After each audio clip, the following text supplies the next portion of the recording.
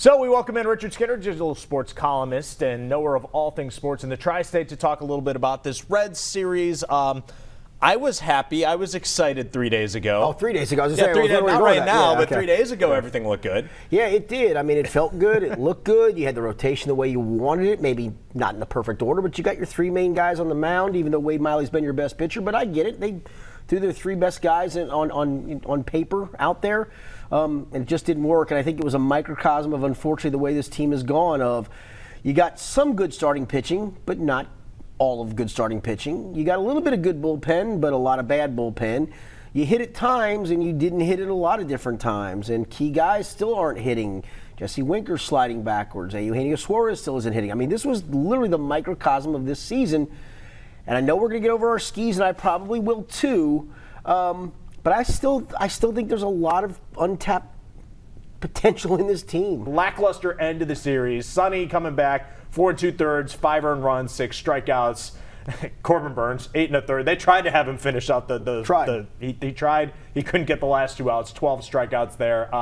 Nothing more you can say, but this was not a good series for the Reds. No, again, there was some mismanagement as well. There's just it felt good going in. It felt so good going in, and then even last night. Okay, you lost game one. This is a good club that you're playing against. Luis Castillo's dominating for 6 innings.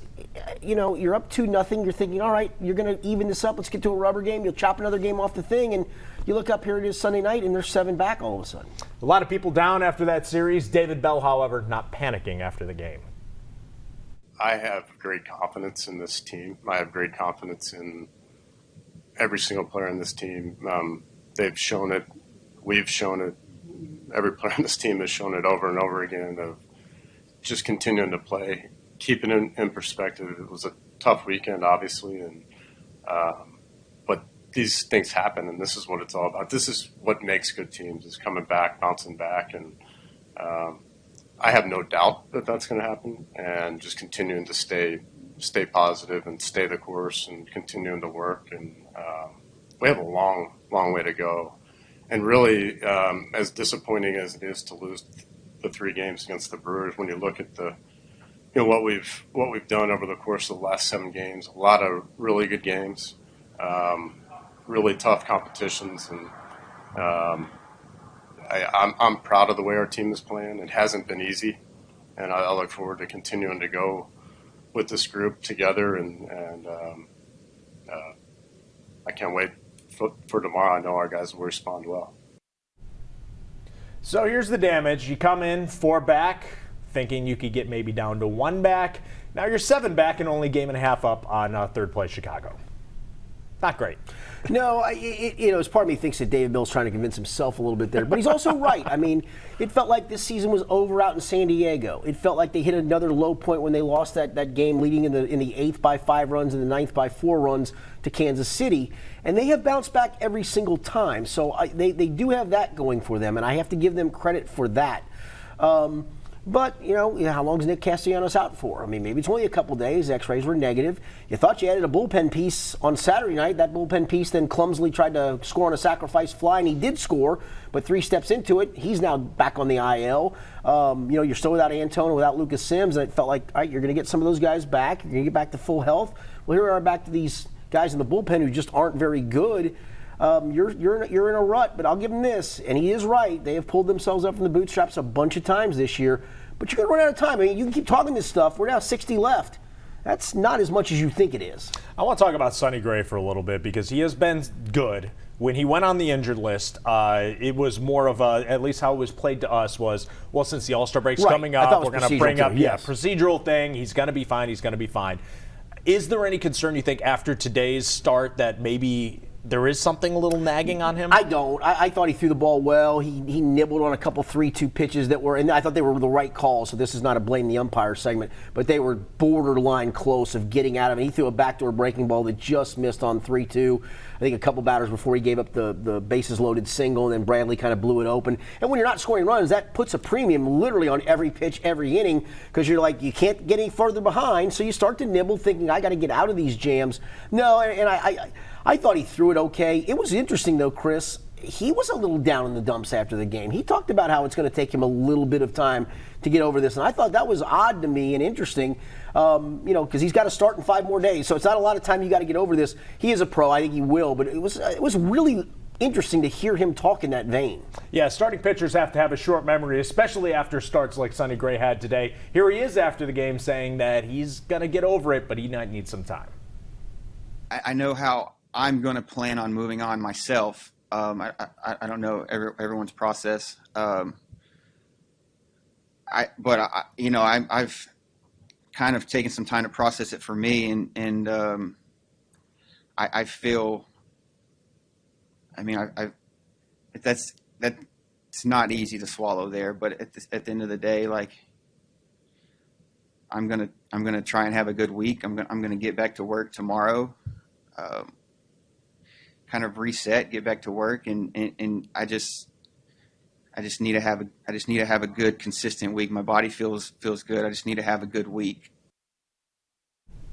And the Reds need to have a good week as the Mets come into town. So we're also going to move on and look ahead for this team.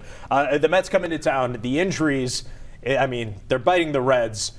They also bit the Mets, and perhaps their 2 biggest pieces, Jacob deGrom and Lindor, both not going to appear in the series. Now, this might have been updated in the last 2 hours, but the last I knew for the Mets for the pitching rotation for this week was TBD, TBD, TBD. That's what I heard, too. Yeah, so they are kind of up against it. Francisco Lindor's hurt. Obviously, Jacob deGrom is on the IL. That's affected a little bit, too. So, yeah, you got a chance to catch a wounded team at the right time. Now, I'll give them credit. They came back from a weird 6-0 deficit today to beat Pittsburgh, and maybe that gives them some momentum to survive a game in which their starter, Taijuan Walker, got 1 out and was gone in the game. But it also tells me they went deep in the bullpen today.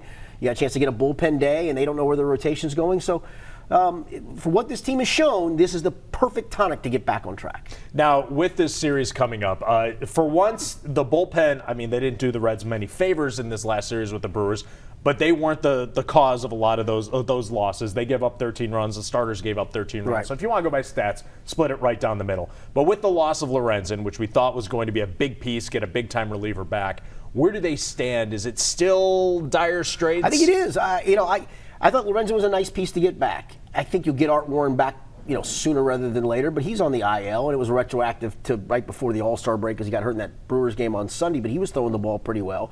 The hope was Antone and Sims come back the early part of August, and suddenly you look up and you go, okay, you got some pieces to a bullpen. Well, now it's still going to be August until Antone and Sims come back, and now Lorenzen's out, and Art Warren's out. Santillan they tried to throw early today. He gave up the bomb to Adames. It was in garbage time. I get that, but he still gave it up. I think they're extremely in dire straits in the bullpen. How concerned should we be about Michael Lorenzen? I understand the situation is, hey, sometimes these injuries just happen. You hoped he could be an Ohtani-type piece. You were trying to win the game, but that's got to just be demoralizing to rehab the whole season, half the season, and then your first game back, you go out again. Right, and it wasn't because of pitching, which he's a pitcher. It was him running the boat, which is fine. He's a great athlete. That's why they play him in the outfield. That's why they let him bat on a lot of occasions. All he's doing is tagging up on a fly ball. Now, it was a medium deep one. He had to bust it down the line. But literally 3 steps in, you pull up lame. It almost makes me go, dude, stop working out so hard. I mean that sincerely because it feels like the John Crooks of the world didn't get hurt. He ate hot dogs and was fat and was happy to be fat, and he was still – Tony Gwynn was fat and was still a great player. It feels like Michael Lorenzen, every time he is back healthy, it's a day or two, and out he goes again. Stop being in such good shape. Seriously. It would be demoralizing for people like us to get injured after coming back. Lorenzen, though, when he talked to reporters today, keeping things light and at least keeping his sights on the future. When it first happened, I couldn't believe it, and I was just trying to make it home and touch home plate. And then once I got to the training room, I thought for sure that it was pretty bad, and after just taking a couple seconds to sit there and allow it to cool down a little bit, just I went more to more of an optimistic mindset of we can get through this, and that's kind of it. That's kind of it. We'll see. Those hamstring injuries don't always heal overnight, unfortunately. Well, usually, yes. Yeah. So looking forward to the Mets series. As Skinny said, it's all a bit TBD with the Mets. But the Reds are going to throw off Vlad Gutierrez in Game 1, Wade Miley in Game 2, and Jeff Hoffman, welcome back. He'll pitch Game 3. That's all we need to, that's all we need to say about Jeff Hoffman. Welcome back. What do you think the team needs to do now going what's a successful series against the Mets? Yeah, you got to win the series. You take the 2 of 3. I can't, especially when, again, you're not going to face DeGrom. You're facing probably a bullpen day at least, and then their rotation bungled a little bit. You got to take 2 of 3. I mean, you got to start winning series now that you blew this series. Let's end this discussion on a positive note. Looked at the schedule going up. It gets pretty easy after this. You only have 3 more against the Brewers. Give us something positive to think about here as we move forward. Well, I still like the rotation. You know, Sonny Gray, it wasn't an awful start. It certainly was not his best. It kind of got away from him at the end. Castillo's been great now for 8 straight starts and really giving you something to hang your hat on. Wade Miley's been really good. I still, get Castellanos back. This lineup's going to be really good. I still think this is a good team. This weekend makes you all, and it makes me too, go, oh, it's over. It's not. This team has rallied back from this, but you're running out of time. You can't let stuff like this keep happening. The great news is they got 13 games left against the Pirates. Yay. So we'll end on that. 12-1.